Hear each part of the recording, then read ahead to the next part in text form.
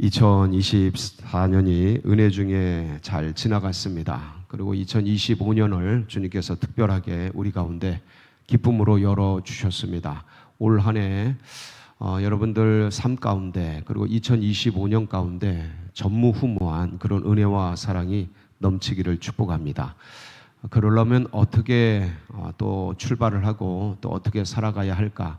어제 신년 예배 가운데 그런 말씀을 드렸습니다. 그러니까 하나님과 동행하자. 하나님과 동행하자. 동행이라는 것이 히트할라크라고 히브리어로 하고 그다음에 영어로 walk with라고 했습니다. walk with God. 주님과 함께 걷는 것. 근데 이 walk with 히트할라크라는 이 단어는요.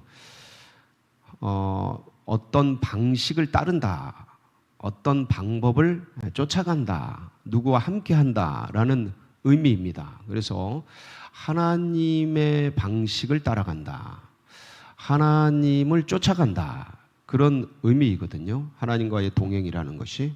그래서 올 한 해 저는 여기 계신 모든 분들이 어떤 분보다 어떤 방법보다 어떤 좋은 기구보다 과학보다 가장 탁월하고 영원하고 변함없는 진리이신 하나님을 꼭 붙들고 그 길을 따라가는 그런 복된 은혜가 있기를 축복합니다.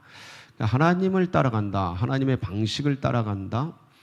하나님을 쫓는다라고 할 때 그럼 하나님을 쫓는다라는 게 뭔가를 가장 먼저 말씀을 드릴 수 있는 것은 하나님을 쫓는다 이퀄 말씀을 따라간답니다. 아멘이십니까? 예. 왜냐하면 하나님은 말씀이시고 하나님은 지금도 말씀하고 계시고 하나님은 지금도 우리 속에서 성령으로 말씀하고 계시기 때문입니다. 그래서 기독교를 보통 뭐라 그러냐면 세상에서 무슨 종교라 그래요? 못 들어보셨어요? 처음이세요? 말씀의 종교라고 합니다. 예, 말씀의 종교.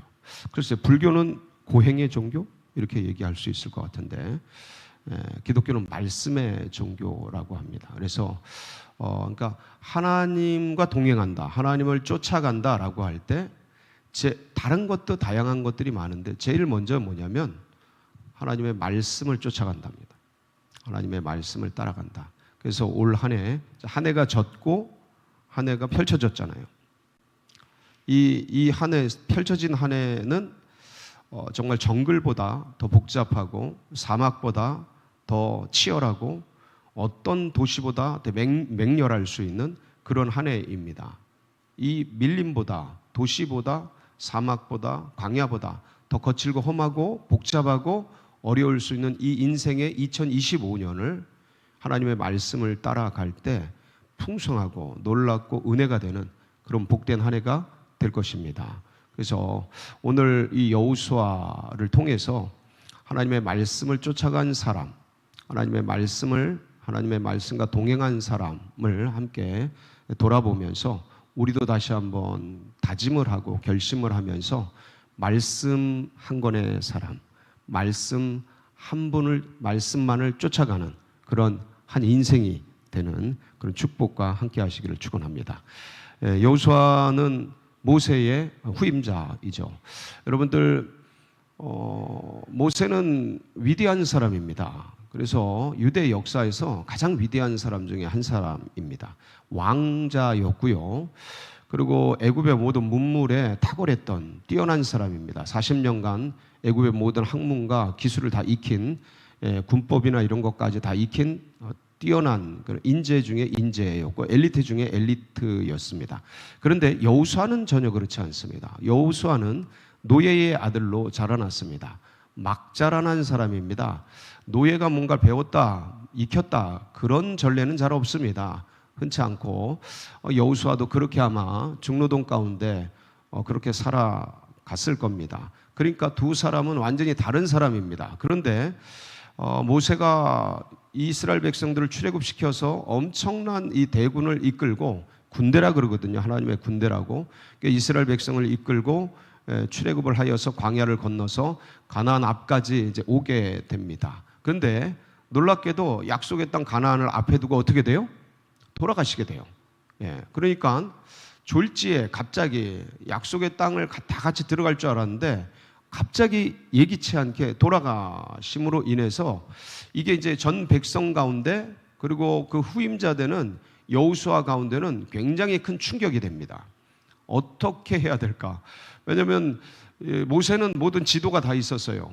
말씀도 직접 하나님께 받고 십계명도 두 돌판에 받고 그러니까 모든 그림과 지도가 다 있었고 그리고 이런 것들을 전부 성경으로 기록을 합니다. 창세기, 출애굽기, 레위기, 민수기, 신명기 이 모세 오경을 모세가 살아있을 때 대부분 다 기록을 하게 됩니다. 그러니까 그림이 다 있는 거예요. 설계도가 다 있고 그다음에 이게 전부 이게 법이잖아요. 지금으로 말하면 헌법이거든요. 그러니까 모든 법률 조항, 그다음 국가 조직 이것들을 어떻게 할지에 대한 체계가 전부 있는 거예요. 정비가 돼 있죠. 근데 여호수아는 그런 게 없었습니다. 막막한 거예요. 배운 것도 없고 들은 것도 없고 다만 가방 못지 하면서 따라다니면서 있었던 게 전부인데 이거 어떻게 해야 되나 막막하지 않았겠습니까? 모세가 갑자기 소천하고 나서 그러니까 되게 두려웠던 거죠. 맡기는 맡았는데 되게 불안했던 거죠. 굉장히 어려웠던 거죠. 막막한 거예요. 어떻게 할까? 마치 이제 한 해가 딱 펼쳐졌는데 이 한 해를 어떻게 살아갈까? 그냥 비슷하다 이런 느낌으로 우리가 이제 이렇게 받으시면 좋을 것 같습니다. 앞으로 어떻게 펼쳐져 가야 될까? 근데 그때 답답하고 불안하고 두려우니까 이 여호수아가 뭐를 했겠습니까? 하나님께 기도했겠죠. 하나님께 기도했겠죠. 기도는 가장 소중한 성도님들의 은혜 수단입니다. 가장 중요한 건 말씀인데 이 성도님들이 가장 편하게 할 수 있고 가장 쉽게 은혜에 접촉할 수 있는 가장 빠른 도구는 기도입니다. 하나님 도와주세요. 하나님 어떻게 할까요? 하나님 제가 이런 상황 가운데인데 마음은 불안하고 두렵고 어려운데 주님 어떻게 할까요? 주님께서 그때 세 가지를 말씀하십니다. 세 가지. 그게 뭐냐면 강하라. 뭐 하라고요? 강하라. 그 다음에 담대하라. 뭐 하라고요? 담대하라. 그리고 묵상하라. 뭐 하라고요? 묵상하라. 이게 강하라, 담대하라, 묵상하라. 이 세 가지를 딱 오늘 우리가 읽은 말씀의 핵심입니다. 내가 모세와 함께 있었던 것처럼 내가 너와 함께 할 테니까 너는 강해라. 너는 담대하라. 그리고 모세가 너에게 주어진 이 율법책을 너는 항상 뭐 해라? 묵상해라. 그리고 다 지켜 행하라. 이런 말씀이에요. 그러니까 이 세 가지인데 이 세 가지 말씀을 이 여호수아가 가슴에 품고 그대로 행함으로 인해서 이스라엘 백성들을 결국은 가나안 땅에 정착을 시키고 그리고 일곱 족속, 헷 족속부터 시작하는 강대한 일곱 족속, 가나안 족속들을 전부 무찌르고 그 땅을 차지하게 되는 기적 같은 역사가 일어납니다. 여러분, 이거는 물론 하나님이 같이 계시니까 가능한 일인데, 근데 이게 그냥 객관적인 전력으로, 객관적인 어떤 무기로, 객관적인 어떤 훈련량으로 볼 때는 이스라엘 백성들과 가나안 족속은 게임이 안 되는 거였어요.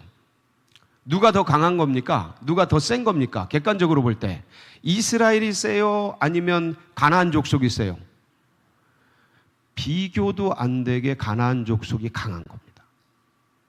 이스라엘 백성들은 한 게 뭐 있어요? 훈련받은 게 뭐 있어요? 가지고 있는 게 뭐가 있어요? 아무것도 없었습니다. 그러니까 객관적 전력을 가지고는 싸울 수가 없었던 거죠. 그러니까 여리고성 한 개 뭡니까? 여리고성에서 한 개. 땅 밟기였잖아요. 그러니까 싸운 게 아니에요. 한 게 없어요. 싸울 수가 없어요. 무기가 없기 때문에. 근데 땅을 도니까 무너지죠. 그리고 이제 거기서 전부 이제 장비들을 이제 준비하게 되죠. 그러니까 전력상으로는 비교가 안 되고 이길 수 없는. 그러니까 내 힘과 저쪽 힘을 비교했을 때 여기가 너무너무 강해서 감히 어떻게 해볼 수 없는 열세였는데도 불구하고 하나님께서 이 연약한 백성들을 같이 하셔서 전부 무찌르게 되는데, 근데 그게 뭐냐면 이게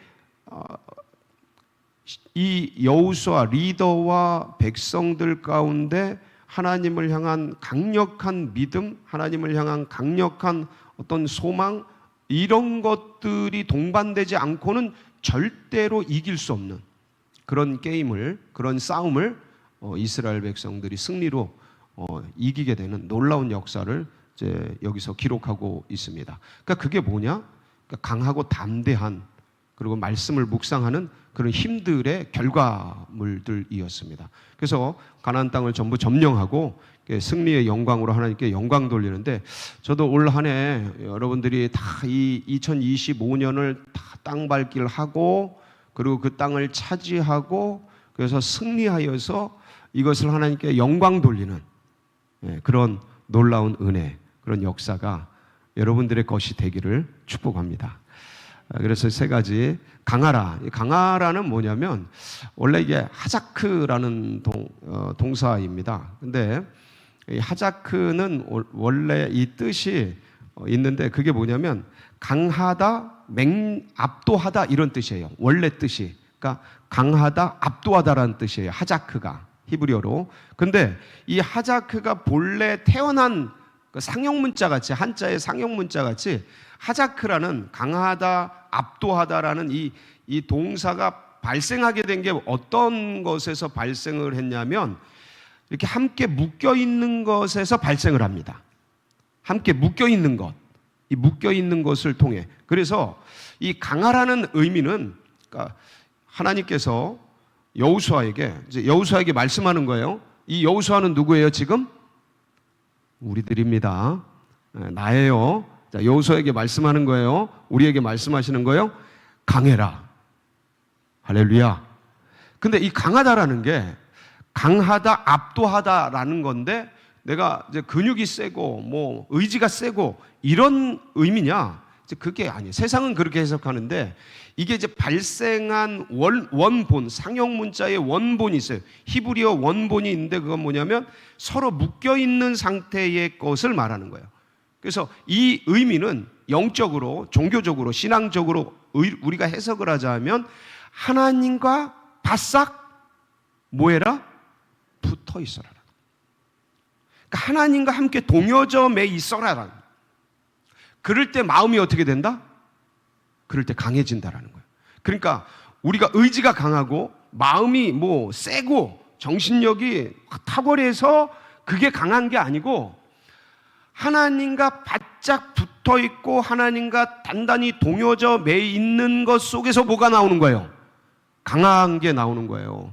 여러분들, 인간이 아무리 강할지라도요, 내 힘은 내가 한계를 알아요.